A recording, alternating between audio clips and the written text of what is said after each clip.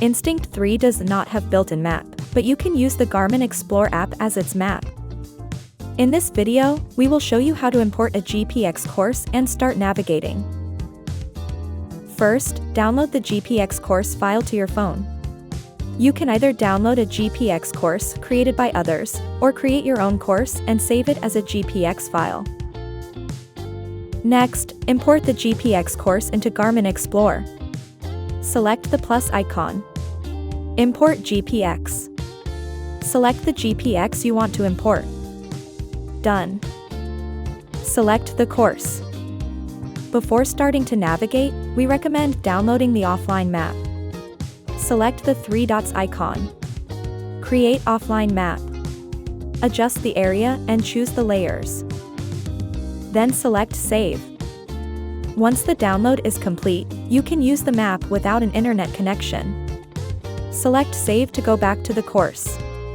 To start an activity with navigation and use the Garmin Explore as the map, we have to start from the phone. Select Navigate. After syncing, your watch will show your activity list and automatically filter the supported activities. Select and start your activity. Go to this data screen and follow the arrow for directions. If you go off course, the watch will alert you. Follow the arrow and check the map in Garmin Explore to return to the course. Garmin Explore does not need to remain open.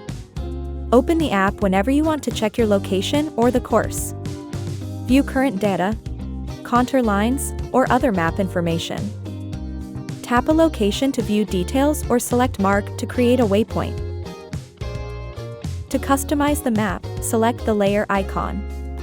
Select collections to show or hide other courses and waypoints. Customize the map type and details. To end the activity, stop it on the watch. Garmin Explore will automatically end the navigation as well. And that's it. Thanks for watching.